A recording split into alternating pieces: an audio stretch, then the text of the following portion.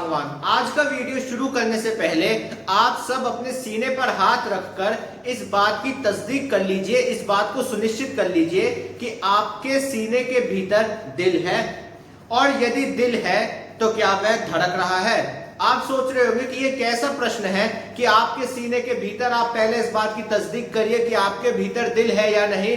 भाई, अगर मनुष्य इस दुनिया में जीवित रहता है तो उसके दिल की धड़कन जब तक चल रही होती है तभी तक मनुष्य की जिंदगी चलने को माना जाता है कि जिंदगी वो जी रहा है। तो यह प्रश्न करने का आज जरूरत क्यों आन पड़ी और इसका मूल क्या है। लेकिन उसके ऊपर जाने से पहले आप पुनः एक बार अपने सीने पर हाथ रखकर इस बात की तस्दीक करते हुए सुनिश्चित कर लीजिए कि आपके सीने में दिल है, और अगर लेश मात्र भी आपके सीने में दिल का कोई अंश बाकी है तो आज का ये वीडियो आपके लिए जरूरी हो जाता है और आप इस वीडियो को देखने के लिए क्वालिफाई भी हो जाते हैं। यानी आप आज के इस वीडियो को दिल की गहराइयों तक उतरते हुए और दिल की परिस्थितियों को समझते हुए देखिएगा, क्योंकि आज के इस वीडियो में कुछ ऐसी बातें और कुछ ऐसे अंश आपको देखने को मिलेंगे जो शायद एक बार के लिए आपको इस सोचने पर विवश कर दें कि क्या हम वही भारत देश के नागरिक हैं जिस भारत के स्वर्णिम इतिहास को लेकर, भारत के विचारों को लेकर, भारत के अध्यात्म को लेकर, भारत की जो एक वैल्यू रही है, जो भारत के मूल रहे हैं, जो भारत के सिद्धांत रहे हैं, क्या हम उसी भारत को आज गढ़ रहे हैं, उसी भारत में आज हम अपने जीवन को व्यतीत कर रहे हैं। क्योंकि आपकी स्क्रीन पर एक वीडियो चल रहा है, इस वीडियो को बहुत गौर से देखिए। यह वीडियो आप में से, हमारे से कोई इसमें समाज के व्यक्ति नहीं है, लेकिन इसमें आपको एक महिला खिलाड़ी नजर आ रही है। यह महिला खिलाड़ी इस देश की परिस्थितियों को अंतर्राष्ट्रीय स्तर पर ख्याति तक लेके गई। इन महिला खिलाड़ी ने, इनका नाम साक्षी मलिक है, और साक्षी मलिक आप इस वीडियो में देख सकते हैं कि दीवार पर अपने मेडल्स को, जो वो टंगे हुए हैं, उनको उतारकर एक बैग में रख रही हैं, और उस मेडल को जो उन्होंने एक तस्वीर में अपने साथ जड़वाते हुए उसे दीवार पे सजा रखा था, उसे भी उन्होंने तस्वीर उतारकर बैग में रख ली, यानी बस्ते में बंद करके उसे रख लिया। और उन्होंने यह निर्णय लिया कि अब वह इन मेडल को गंगा में प्रवाहित कर देंगी। इस वीडियो को दिखाने के पीछे मकसद यह नहीं है कि इस वीडियो को दिखाकर हम कोई नई कहानी बनाना चाहते हैं, लेकिन इस वीडियो को केंद्र में रखते हुए और शुरुआत में दिखाते हुए आज इस वीडियो को सुनते हुए इस वीडियो को भी जहन में रखिएगा जो आपने अभी देखा। भारत के भीतर बीते कई महीनों से देश के खिलाड़ी जंतर मंतर पर अपनी मांगों को लेकर प्रदर्शन कर रहे थे। उनकी मांग बहुत साफ थी। ये महिला खिलाड़ी अपने साथ हुए यौन उत्पीड़न, यौन शोषण को लेकर जंतर मंतर पर प्रदर्शन कर रही थी, आंदोलित थी, और उनका यह आरोप था कि देश की सत्ता पर काबिज राजनीतिक दल से जुड़े हुए सांसद, लोकसभा सांसद बृजभूषण शरण सिंह ने भारतीय कुश्ती संघ के अध्यक्ष के तौर पर महिला पहलवानों के यौन उत्पीड़न किया, उनके साथ यौन शोषण किया और उनके साथ कुछ ऐसी अश्लील हरकतें करी जिसको लेकर वे असहज हुई और जिसको लेकर पहले उनमें तो उन्हें समझ नहीं आया कि किस प्रकार से इस घटना को लिया जाए। लेकिन जब उनके भीतर कुछ हिम्मत आई और जब पानी सर से ऊपर इस रूप में चला गया कि उत्पीड़न बढ़ता गया, तो इन महिला खिलाड़ियों ने निश्चय लिया कि अब इस बात को दुनिया के सामने और खास तौर पे अपने वतन के सामने, उस वतन के लिए जिस वतन के लिए उन्होंने अंतर्राष्ट्रीय स्तर पे जद्दोजहद की, उस देश को मेडल्स लाए, उस वतन के लोगों के सामने भी इस बात को लाया जाना चाहिए। इसी मांग के साथ पहले जनवरी में भी हमने अपने पिछले वीडियो में भी जो हमने इस विषय पर बनाया था, महिला पहलवानों के संदर्भ में, हमने आपको बताया था कि जनवरी और फरवरी 2023 के दरमियान ये महिला पहलवान जंतर मंतर पर आए थे और अपनी मांगों को लेकर इन्होंने तब भी प्रदर्शन करा था। लेकिन तब सरकार के द्वारा दिए गए आश्वासन और खेल मंत्री के साथ हुई बैठक के पश्चात इन्होंने अपना आंदोलन स्थगित कर दिया, इस उम्मीद के साथ कि अब इनके साथ इंसाफ होगा, इनके साथ न्याय होगा।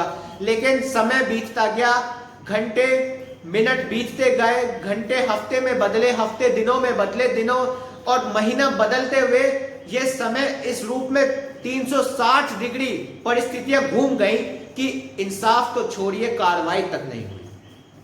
क्योंकि इंसाफ की दिशा में बढ़ने की प्राथमिक जो जरूरत है वो यह है कि कार्रवाई सिर्फ होते हुए कहीं नहीं जानी चाहिए, होती हुई दिखनी भी चाहिए। लेकिन इन महिला पहलवानों के जो शिकायतें थी, जो इनके साथ जो इन पर बीती, हम ये बिल्कुल नहीं कह रहे कि जो ये कह रही है वो अक्षरशः सत्य हो, ये कोई नहीं कह रहा। हर कोई जांच की मांग को लेकर अपनी बात रख रहा है और अपनी बातों को तथ्यों के आश्रय प्रस्तुत करने की कोशिश कर रहा है। लेकिन इन महिला पहलवानों के जब मांगों को नहीं माना गया तो यह अप्रैल महीने में पुनः जंतर मंतर पर आई और 1 महीने तक ये जंतर मंतर पर आंदोलित रही अपनी मांगों को लेकर। इस दौरान इनकी पुलिस से एक छिटपुट झड़प भी हुई। रात के समय इनके साथ कुछ बदसलूकी, उस समय भी आरोप लगा कि पुलिस के द्वारा की गई, हालांकि वो बात फिर एक तरह से दबा दी गई। लेकिन अब जो हुआ उसको लेकर किसी ने कल्पना नहीं करी थी और किसी ने सोचा नहीं होगा कि मदर ऑफ डेमोक्रेसी, लोकतंत्र की जननी के भीतर यह परिस्थितियां भी होंगी। ये किसी ने नहीं कल्पना करी थी, किसी ने नहीं सोचा था। और यकीन मानिए 30 मई 2023 का दिन किसी भी संवेदनशील भारतीय के लिए उसके सीने के आर पार जैसे कटार चली गई हो, उससे कम नहीं था। जब दोपहर में यह खबर आती है कि यह खिलाड़ी इस बात का ऐलान करता है कि हम अपने मेडल, अपने पदक जो हमने जीते, जिसके पश्चात, जिसमें गोल्ड मेडल तक शामिल है, जिन गोल्ड मेडल को जीतने के पश्चात संबंधित जो स्पर्धा होती है वहां भारत का राष्ट्रगान जनगण मन सुनाया जाता था, वो पदक ये गंगा नदी में प्रवाहित कर देंगे। और यकीन मानिए पूरा देश, जो भी संवेदनशील, हम असंवेदनशील नागरिकों को इस समय एक तरफ रख रहे हैं, कोई भी संवेदनशील नागरिक इस बात को सुनकर भीतर तक हिल गया कि क्या सच में इस देश की बेटियां और उनका साथ दे रहे पहलवान अपने पुरस्कार, अपने पदकों को गंगा में प्रवाहित कर देंगे। यह बात किसी के लिए भी वज्रपात हो जाने से कम नहीं थी। सोचिए एक खिलाड़ी कितनी मेहनत के साथ, जद्दोजहद के साथ सुबह उठकर परिश्रम करते हुए अपने आप को उस प्रतियोगिता के लिए तैयार करता है और उस प्रतियोगिता के फल स्वरूप, उसकी मेहनत के परिणाम स्वरूप उसे जो पदक मिलता है वो उसे गंगा में प्रवाहित कर देगा। इसको लेकर के दोपहर में एक चिट्ठी जारी हुई। यह चिट्ठी प्रदर्शनकारी पहलवानों की ओर से जारी की गई और उन्होंने इस बात का जिक्र किया और बहुत ही मार्मिक चिट्ठी उन्होंने लिखी। यह चिट्ठी आपकी स्क्रीन पर भी लगातार फ्लैश हो रही है और उस चिट्ठी को यदि आप पढ़ेंगे, कोई भी संवेदनशील नागरिक यदि उस चिट्ठी को पढ़ेगा तो उस चिट्ठी को पढ़ते हुए आपको लगेगा कि ये हम किस देश का जिक्र आपसे कर रहे हैं। इस चिट्ठी के कुछ अंश सुनिए। 28 मई को जो हुआ वह आप सबने देखा। पुलिस ने हम लोगों के साथ क्या व्यवहार किया, हमें कितनी बर्बरता से गिरफ्तार किया। हम शांतिपूर्ण आंदोलन कर रहे थे, हमारे आंदोलन की जगह को भी पुलिस ने तहस नहस कर हमसे छीन लिया और अगले दिन गंभीर मामलों में हमारे ऊपर ही एफआईआर दर्ज कर दी गई। क्या महिला पहलवानों ने अपने साथ हुए यौन उत्पीड़न के लिए न्याय मांगकर कोई अपराध कर दिया है? पुलिस और तंत्र हमारे साथ अपराधियों जैसा व्यवहार कर रही है, जबकि उत्पीड़क खुली सभाओं में हमारे ऊपर फबतियां कस रहा है। टीवी पर महिला पहलवानों को असहज कर देने वाली अपनी घटनाओं को कबूल करके उनको ठहाकों में तब्दील कर रहा है। यहां तक कि पॉक्सो एक्ट को बदलवाने की बात सरेआम कह रहा है। हम महिला पहलवान अंदर से इतना ऐसा महसूस कर रही हैं कि इस देश में हमारा कुछ बचा नहीं है। हमें वे पल याद आ रहे हैं जब हमें ओलंपिक वर्ल्ड चैंपियनशिप में मेडल जीते थे। अब लग रहा है क्यों जीते थे? क्या इसलिए जीते थे कि तंत्र हमारे साथ ऐसा घटिया व्यवहार करे, हमें घसीटे और फिर हमें ही अपराधी बना दे? यहां तक पढ़ने के बाद इस घटना को समझिए। चिट्ठी हम आगे पढ़ेंगे। 28 मई 2023। आपको लगा होगा बहुत धीमे ये तारीख बोली, फिर सुनिए। 28 मई 2023। इस तारीख को अपने जहन में कंप्यूटर की मेमोरी की तरफ फीड कर लीजिए और अपनी आंखों के सामने, चाहे आप चश्मा लगाते हो या नहीं लगाते हो, इस तस्वीर को बसा लीजिए जो आपकी स्क्रीन पर चल रही है। ये तस्वीरें 28 मई 2023 को जंतर मंतर से आई। 28 मई, जिस दिन भारत की लोकतांत्रिक व्यवस्था का बखान करते हुए इस बात का एक समारोह आयोजित किया गया कि भारत को नए संसद भवन की सौगात दी जा रही है। और उस दिन भारत के प्रधानमंत्री के कर कमलों द्वारा भारत की संसद का उद्घाटन किया गया। नए संसद भवन को देश को समर्पित कर दिया गया। संसद भवन यानी जहां देश की लोकतांत्रिक परिस्थिति को बयां करते हुए भारत के उज्जवल भविष्य के लिए और प्रत्येक भारतीय के हक, हकूक, जिम्मेदारियों, अधिकारियों, उनके अधिकारों को संरक्षित, सुरक्षित करने के लिए कानून बनाए जाते हैं। उस संसद के उद्घाटन की दरमियानी परिस्थितियों में उसके पैरेलल यानी समानांतर एक परिस्थिति जंतर मंतर पे थी, जहां आंदोलित प्रदर्शनकारियों, पहलवानों को पुलिस ने उठाकर बसों में भर दिया और उन्हें वहां से ले गई, क्योंकि पहलवानों ने इस बात का ऐलान किया हुआ था, घोषणा की हुई थी कि जिस दिन संसद के नए भवन का उद्घाटन किया जा रहा होगा उसी दिन हम महिला पहलवानों और महिलाओं की एक महिला संसद का आयोजन नए संसद भवन के समीप करना चाहेंगे। इस मांग को लेकर हर किसी के अपने विचार हो सकते हैं कि एक हाई सिक्योरिटी एरिया यानी एक सुरक्षा के लिहाज से बेहद संवेदनशील इलाके में इस प्रकार की संसद की इजाजत दी जा सकती है या नहीं, एक अलग सवाल है। लेकिन इससे पहले वो कोई कदम उठाते, पुलिस की कार्रवाई शुरू हो गई और सुबह से ही दिल्ली के आसपास के इलाकों को छावनी में तब्दील कर दिया गया था। इस छावनी शब्द को भी अपने जहन में रखिएगा, हम वीडियो के अंतिम पड़ाव में इस पे आएंगे। छावनी में तब्दील करते हुए दिल्ली के आसपास की सड़कों पे गाड़ियों के भीतर झांक झांक कर जांच की गई कि क्या गाड़ी के भीतर आम नागरिक ही है या कोई किसान या कोई पहलवान का समर्थक तो नहीं। और उसके बाद इन महिला पहलवानों के साथ पुलिस की झड़प हुई, धक्का मुक्की, और उसके बाद जो कुछ भी हुआ आपने इस वीडियो के प्रारंभिक में जो दो परिस्थितियां देखी, एक तरफ सेंगोल भारत की नए संसद भवन में स्थापित किया जा रहा था, दूसरी ओर पहलवानों को घसीटा जा रहा था। इसका जिक्र साक्षी मलिक, विनेश फोगाट ने अपनी चिट्ठी में किया। इस चिट्ठी को आगे सुनिए। कल पूरा दिन, कल यानी जिस दिन इन्होंने ये चिट्ठी लिखी उससे पिछला दिन, हमारी कई महिला पहलवान खेतों में छिपती फिरी हैं। तंत्र को पकड़ना उत्पीड़क को चाहिए था, लेकिन वह पीड़ित महिलाओं को उनका धरना खत्म करवाने, उन्हें तोड़ने और डराने में लगा हुआ है। अब लग रहा है कि हमारे गले में सजे मेडलों का कोई मतलब नहीं रह गया है। इनको लौटाने की सोचने भर से हमें मौत लग रही थी, लेकिन हमें आत्मसम्मान के साथ समझौता करके भी क्या जीना। यह सवाल आया कि किसे लौटाएं, हमारे राष्ट्रपति को जो खुद महिला हैं। मन ने ना कहा, क्योंकि वह हमसे सिर्फ 2 किलोमीटर दूर बैठी, सब देख रही, लेकिन कुछ भी बोली नहीं।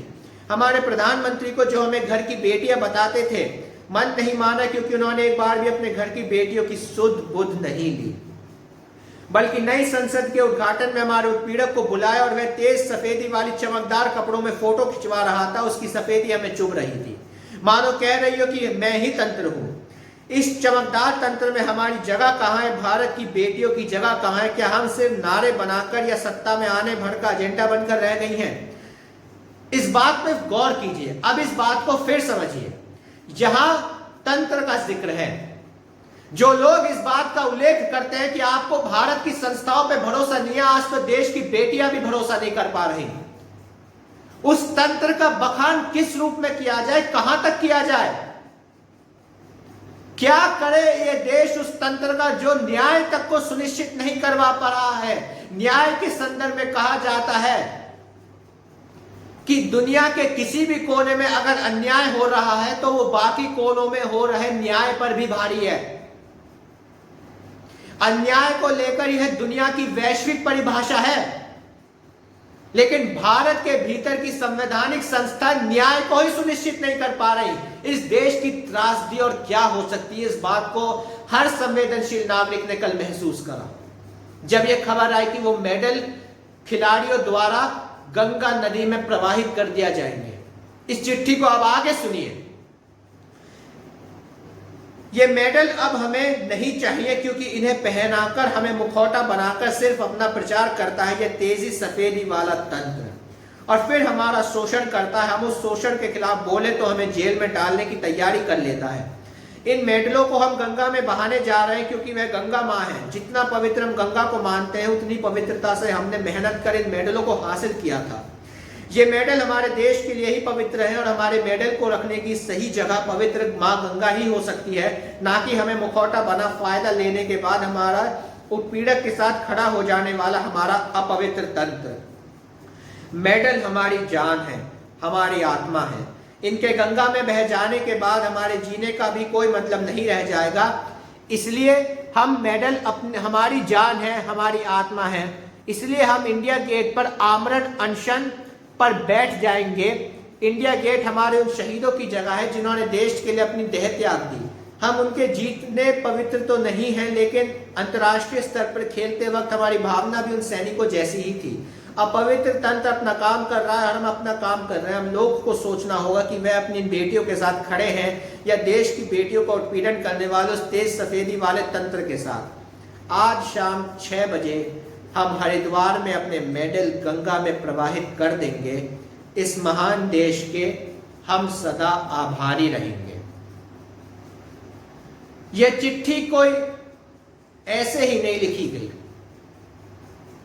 बहुत दर्द इस चिट्ठी के प्रत्येक शब्द में छिपा हुआ, चाहे वह तंत्र के प्रति क्रोध के रूप में हो या अपनी बेबसी को व्यक्त करते हुए हो। लेकिन आज हम सरकार के परिस्थितियों को तो बयां करते ही आए हैं, लेकिन आज कुछ और बयां करने की जरूरत आन पड़ी है। इस देश की सिविल सोसाइटी और इस देश के वे खोखले नागरिक जो अपने आप को इस देश का रोल मॉडल कहते हैं कि हम रोल मॉडल है, आज इन रोल मॉडल का रोल हम बताते हैं। इस देश में एक क्रिकेट के भगवान है, नाम है सचिन रमेश तेंदुलकर। क्रिकेट के भगवान कहे जाने वाले सचिन तेंदुलकर अपने 100 शतकों के लिए जाने जाते हैं कि 100 सेंचुरी मारी है इन्होंने, वाह। लेकिन जब इस देश की बेटियों के इंसाफ के लिए बोलने का समय तो सचिन तेंदुलकर ने अपनी जबान पर ताला लगाकर उसे मुंबई के समंदर में फेंक दिया। ना रहेगी चाबी, ना खुलेगा ताला। ये क्रिकेट के भगवान है इस देश के। ईश्वर को लेकर भारत के वेदों में, हिंदू धर्म के वेदों ग्रंथों में क्या लिखा है? भगवान श्री कृष्ण ने अपने उद्बोधनों में अपनी जो उनकी सीख है, शिक्षा है, उसमें इस बात का जिक्र किया था कि जब जब धरती पर अन्याय बढ़ेगा तो मैं किसी ना किसी रूप में धरती पर अवतरित होकर अन्याय के संहार के लिए जन्म लूंगा। भगवान शिव की तीसरी आंख के संदर्भ में वेदों और ग्रंथों में बताया जाता है कि जब अन्याय बढ़ता है या जब शिव को क्रोध आता है तो तीसरी नेत्र वो खोल देते हैं। ब्रह्मा विष्णु महेश इस दुनिया के संसार की जो संरचना से लेकर तमाम गतिविधियां और सबसे महत्वपूर्ण मर्यादा पुरुषोत्तम हम सबके आराध्य प्रभु श्री राम, जब रावण के अन्याय को मिटाने के लिए जब प्रभु श्री राम के मार्ग में समंदर ने रोड़ा अटकाया तो 3 दिन तक भगवान राम समुद्र के किनारे तप करते रहे, तपस्या करते रहे कि समंदर उन्हें रास्ता दे। लेकिन जब समंदर ने रास्ता नहीं दिया और अन्याय को प्रभु श्री राम सहन नहीं करे तो उन्होंने समंदर को सुखाने का प्रण भी ले लिया। कहां हमारे ग्रंथों में ईश्वर के संदर्भ में ये उच्च विचार का उल्लेख है और कहां ये क्रिकेट के भगवान हैं? ये कैसे भगवान है क्रिकेट के? माफ कीजिए, हम इन्हें अब क्रिकेट के भगवान नहीं, सिर्फ इन्हें क्रिकेटर कहेंगे। इस देश का एक खोखला क्रिकेटर, एक रीढ़ विहीन क्रिकेटर, इस देश की क्रिकेट टीम, भारत की क्रिकेट टीम 2021 में अमेरिका के एक आंदोलन ब्लैक लाइव्स मैटर के लिए क्रिकेट फील्ड पर घुटनों के बल बैठी थी समर्थन में। लेकिन यही रीढ़ विहीन खिलाड़ी अपने देश के पहलवानों के लिए नहीं बोलते। इस देश में सदी के महानायक भी एक हैं, अमिताभ बच्चन, जो 2011 से 14 के बीच 60 से 70 रुपए पर जब पेट्रोल मिल रहा था तो अपनी गाड़ी पर पेट्रोल छिड़कवाते घूम रहे थे कि भाई आग लगानी है गाड़ी में तो पेट्रोल छिड़क दो, क्योंकि अब भरवाने के पैसे तो बचे नहीं। सदी के महानायक को भी बेटियों की जो आह है, जो इन बेटियों की टीस है, वो सुनाई नहीं दी। लेकिन ये सदी के महानायक हैं। कहा जा सकता है कि कुछ बदला नहीं। 1986-87 के दौर में अमिताभ बच्चन ने राजीव गांधी को भी धोखा दिया था और आज इस देश की बेटियों को भी धोखा दिया। ये सदी के महानायक हैं और यह इनकी परिस्थिति है। इस देश की बेटियों को, खिलाड़ियों की जो परिस्थितियों को फिल्म के धागे में पिरोकर भारत के सामने लाने वाले आमिर खान, दंगल मूवी इन्होंने बनाई। लेकिन दंगल की मूवी जो इन्होंने फोगाट परिवार को केंद्र में रखते हुए बनाई, उसके बाद आज इनको 2 मिनट इन बेटियों के इंसाफ के लिए बोलने को नहीं मिलते। लेकिन देखिए, कहा जाता है कि यह देश तो हमेशा से बटा हुआ था ओपिनियन को लेकर, पक्षों को लेकर, कि एक विपक्ष एक पक्ष। नहीं, इस देश में 25 वर्षीय ओलंपिक खिलाड़ी भी है, नीरज चोपड़ा। कहा 80 वर्ष के अमिताभ बच्चन, कहा महज 25 वर्ष के नीरज चोपड़ा, जिन्होंने दुनिया को जानना, समझना, देखना भी शुरू किया है। नीरज चोपड़ा ने भी इस विषय पर अपनी चुप्पी तोड़ी और जब पहलवानों के साथ जब वो जंतर मंतर पे बैठी हुई थी तब भी नीरज चोपड़ा ने उनके समर्थन में आवाज उठाई और कल जो हुआ फिर आवाज उठाई। किसी के पक्ष में खड़ा होना या पक्ष में नहीं, यह बात सरकार के खिलाफ नहीं है, यह बात समझ में क्यों नहीं आती। न्याय अन्याय का प्रश्न सरकार के खांचे में क्यों सिमट गया है? क्या इन देश की बेटियों को न्याय नहीं मिलना चाहिए? हम फिर कह रहे हैं, कोई बृजभूषण को पहली प्राथमिकी में दोषी नहीं ठहरा रहा, लेकिन जांच तो होनी चाहिए, निष्कर्ष कुछ तो निकलना चाहिए। कल इस देश की केंद्रीय विदेश राज्य मंत्री मीनाक्षी लेखी जब एक जगह उद्घाटन करने पहुंची तो जब पत्रकारों ने उनसे पहलवानों द्वारा गंगा नदी में मेडल प्रवाहित किए जाने को लेकर सवाल किए तो मंत्री जी दौड़ने लगी। यानी सवालों के जवाब किसी के पास नहीं है। आप देखिए, मंत्री जी दौड़ लगा रही हैं। इस देश की महिला कल्याण मंत्री स्मृति ईरानी, दुर्भाग्य इस देश का कि यह महिला कल्याण मंत्री है, सबसे बड़ा दुर्भाग्य। कल इन्होंने न्यूज 18 के अमीश देवगन, टाइम्स नाउ की नाविका कुमार, न्यूज 24 के मानव गुप्ता को इंटरव्यू दिए, लेकिन एक बार भी महिला पहलवानों के संदर्भ में अपनी चुप्पी नहीं तोड़ी। और तो और जब नाविका कुमार ने महिला पहलवानों के आंदोलन को लेकर, मेडल को गंगा में प्रवाहित करने को लेकर जब सवाल किया तो स्मृति ईरानी कहते कि जिन लोगों को सुप्रीम कोर्ट में भरोसा नहीं उन पे मैं कोई टिप्पणी नहीं करूंगी। गजब की परिस्थिति है। आज तो यह कहना होगा कि इस देश के लोकतांत्रिककरण का रिवर्स गियर अब पूरा हो गया है। हमने रिवर्स गियर कहा है, वो पूरा हो गया है। इस देश की महिला विकास कल्याण मंत्री महिलाओं के खिलाफ ही खड़ी हो गई, सिर्फ इसलिए क्योंकि बृजभूषण शरण सिंह अपने आसपास के इलाके की 4 से 5 लोकसभा सीटों को प्रभावित करते हैं। और 2024 का लोकसभा चुनाव चूंकि हर राजनीतिक दल के लिए बहुत महत्वपूर्ण है, इसीलिए भारत की सत्ताधारी दल कोई रिस्क लेने को, किसी भी तरह का जोखिम उठाने को इस रूप में तैयार नहीं है। और इसके लिए उसने बेटियों और एक यौन शोषण के आरोपी के बीच लकीर खींचते हुए अपने आप को यौन शोषण के आरोपी के साथ खड़ा कर लिया है। सोचिए, अयोध्या के संत तक इस बात का ऐलान कर रहे हैं कि पॉक्सो में बदलाव होना चाहिए। वह पॉक्सो जिसका निर्माण ही सर्वोच्च न्यायालय के निर्णयों के जरिए हुआ, यह संसद का कानून एकदम नहीं बना, इसको लेकर सर्वोच्च न्यायालय के निर्णय के बाद निर्णय आते गए और तब यह जरूरत महसूस की गई कि हाँ, अब एक कानून ऐसा होना चाहिए। लेकिन ये इस देश का दुर्भाग्य है। और फिर क्या कहा जाता है कि सरकार ने इन खिलाड़ियों के लिए इतना पैसा इनमें निवेश किया और आज ये खिलाड़ी इस बात का सिला दे रहे हैं। इसका भी आज जवाब देना चाहिए। जो लोग ये बात कहते हैं और सत्ताधारी दल के प्रवक्ता और उनके जो पालित पोषित पत्रकार हैं, जिसे हम गोदी मीडिया के नाम से जानते हैं, 2018 में एनसीपी की सांसद सुप्रिया सुले द्वारा पूछे गए प्रश्न के जवाब में तत्कालीन केंद्रीय खेल राज्य मंत्री राज्यवर्धन राठौड़ ने संसद में जवाब दिया था कि भारत अपने खिलाड़ियों पर प्रति खिलाड़ी सिर्फ 3 रुपए खर्च करता है। सिर्फ 3 रुपए। ये 3 पैसे भी हो सकते थे, 3 रुपए हो गए। तो इसको लेकर के अब आप सोच लीजिए परिस्थितियां क्या है। और दूसरी बात, क्या ये पैसा जो खर्च किया गया, क्या सरकार के किसी मंत्री ने अपने घर या पुश्तैनी जमीन को गिरवी रखते हुए या सरकारी योजनाओं के दरमियान उनकी जमीनें जो आवंटित जो उनके नाम से थी उनको खरीदकर जो उन्हें पैसा मुआवजे में मिला उसके जरिए पैसा दिया? इस देश का करदाता हर चीज पर टैक्स देता है। माचिस की तिल्ली से लेकर और बड़ी बड़ी गाड़ियों तक हर चीज पर टैक्स लगता है।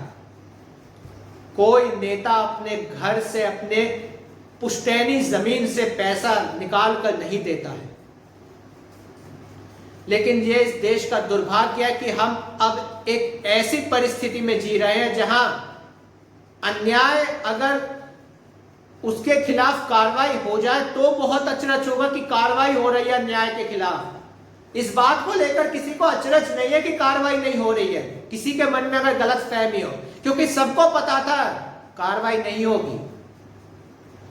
लेकिन फिर लौट चलिए उस मेडल की बात पर। गंगा नदी के संदर्भ में हिंदू मान्यता रही है कि वहां अस्थि विसर्जित की जाती हैं। जब कोई अपना इस दुनिया को छोड़ के चला जाता है, उसकी मुखाग्नि देने के पश्चात, चिता को अग्नि देने के पश्चात जो मुखाग्नि के बाद जो राख बचती है, जो अस्थियां बचती है, उनको विसर्जित किया जाता है। और उसके बाद सोचिए, अस्थि से मेडल तक की परिस्थितियों का सफर इस देश ने आज तय कर लिया। वो मेडल प्रवाहित हुए नहीं। 5 दिन का अल्टीमेटम देकर सरकार को फिलहाल के लिए खिलाड़ी रुक जरूर गए, लेकिन 6 बजे से लेकर पौने 8 बजे तक का वह वक्त हर हिंदुस्तानी के लिए, संवेदनशील नागरिक के लिए बहुत कठिन था। उन तस्वीरों को आप देखते रहिए। आपकी स्क्रीन पर लगातार वह तस्वीरें चल रही हैं कि सीने से लगाकर खिलाड़ी बैठे हुए हैं। इसका भी लोग मजाक बना रहे हैं कि इन्हें मेडल बहाने ही नहीं थे। लेकिन उस दर्द को समझिए जब अपने से दूर मेडल तक को करने की परिस्थिति आ गई। और उसके बाद इस देश के पत्रकार इस बात का ऐलान करते हैं मीडिया की टीवी स्क्रीन पर कि इन्हें क्या करना चाहिए, क्या नहीं। सुधीर चौधरी से लेकर, वास्तव में हम ये बात कहना नहीं चाहते थे, लेकिन आज कहना चाहते हैं। गंगा जी में अस्थियां प्रवाहित होती थी, कल मेडल भी हो सकते थे, लेकिन एक चीज है जो बिल्कुल अब प्रवाहित हो चुकी है, वो है भारत की पत्रकारिता, मुख्य धारा की पत्रकारिता। उसका तो अस्थि विसर्जन हो चुका है। आप जिन्हें आप टीवी स्क्रीन पर देखते हैं पत्रकार के भेष में, या वह पत्रकार नहीं है, अब ये प्रोपेगेंडिस्ट है, ये प्रोपेगेंडा फैलाने वाले हैं। इनके जेंडर में मत जाइए कि महिला पुरुष नहीं, क्योंकि प्रोपेगेंडा फैलाने में अगर पत्रकार के भेष में महिला भी है तो वो भी अन्याय करने वाले के साथ ही खड़ी है, वो महिला पहलवानों के साथ नहीं खड़ी है। लगातार हम आपको उनके ट्वीट दिखा रहे हैं। यह सफर इस देश ने तय किया और हम बिल्कुल इस बात को कहेंगे, हमें कोई इस बात को कहने से गुरेज नहीं है। यह पहले नहीं होता था, अपराध पहले भी होते थे। 2012 में यह देश निर्भया गैंगरेप से दहल उठा था और तब इस देश की सरकार इतनी बुरी तरह हिली कि 2013 में शीला दीक्षित दिल्ली में चुनाव हारी और 2014 में मनमोहन सिंह केंद्र में चुनाव हारे। लेकिन उस दौर को भी याद करें तो पालम एयरपोर्ट पर मनमोहन सिंह निर्भया के पार्थिव शरीर को जब सिंगापुर में इलाज के दौरान निर्भया की मौत हो गई तो उसके पार्थिव शरीर को लेने के लिए मनमोहन सिंह पालम हवाई अड्डे पर मौजूद थे। लेकिन जिस दौरान इस देश की बेटियों को घसीट घसीट कर बसों में ठूस कर भरकर खेतों में छोड़ा जा रहा था, सोचिए इस देश में एक समय एक सीरियल आता था टेलीविजन पर, ना आना इस देश लाडो, जहां भारत के गांव में महिलाओं की विभत्स परिस्थिति को बयान किया जाता था। उस सीरियल की परिस्थिति से आज तो परिस्थिति यह हो चुकी है, ना लाना इस देश के लिए मेडल जीतकर भारत की लाडो। कभी सोचा था आपने ये बात भी कहने की जरूरत आन पड़ेगी? इतना विलंब हमने जो लिया,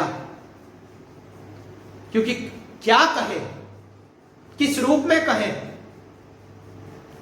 ये परिस्थितियां इस देश को बहुत एक ऐसे मुहाने पर ले जा रहे हैं जहां सोचना होगा, क्योंकि यूनाइटेड रेसलिंग की जो एक अंतर्राष्ट्रीय कुश्ती संघ की जो एक संस्था है, उसने भी एक बयान जारी करते हुए इस बात का ऐलान किया कि वह बहुत चिंतित है इस बात को लेकर कि भारत में खिलाड़ियों के संदर्भ में जिस प्रकार उनके साथ अन्याय हो रहा है, और भारतीय कुश्ती संघ के चुनाव को लेकर उसने अल्टीमेटम जारी किया, यदि 45 दिनों के भीतर चुनाव नहीं कराए गए तो भारत को इस संघ से, संस्था से निष्कासित कर देने पर भी यह संस्था विचार कर रही है।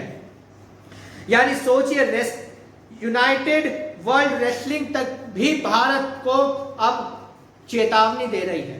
अब कुछ लोगों के लिए हो सकता है वह इस प्रोपेगेंडा को फिर मीडिया के जरिए फैला कि देखिए विषय का अंतरराष्ट्रीयकरण हो गया। मौका तो आपने ही दिया है।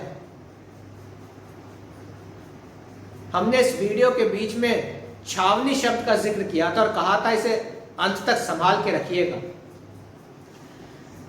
14-15 अगस्त 1947 की परिस्थितियों को याद कीजिए। हमने छावनी शब्द का जिक्र किया, उस समय को याद कीजिए। तस्वीरें आपकी स्क्रीन पर हैं। तब इस देश की संसद, जब इस देश को आजादी मिली तो इस देश की संसद, पुराने संसद भवन तक जाने वाले तमाम रास्तों को जनता के लिए खोल दिया गया था। यह जानते समझते हुए कि नई संसद के उद्घाटन में उस दौरान जो संसद कॉन्स्टिट्यूएंट असेंबली जो भारत को समर्पित हुई, वहां प्रधानमंत्री नेहरू भी होंगे और वायसरॉय लॉर्ड माउंटबेटन भी होंगे। यानी वीआईपी, उस दौर में तो कोई वीआईपी नहीं था, सब भारतीय थे। ये तो अब इस देश को दो खांचों में बांट दिया गया, वीआईपी और जनता। लेकिन 1947 के समय को याद कीजिए।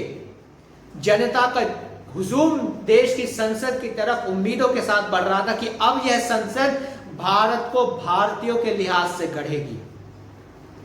लेकिन 28 मई 2023 को जब नए संसद भवन का उद्घाटन हो रहा था तो दिल्ली छावनी में तब्दील थी, जहां भारत के प्रधानमंत्री सेंगोल की स्थापना करते हुए कैमरे पर अकेले दिखाई दे रहे थे।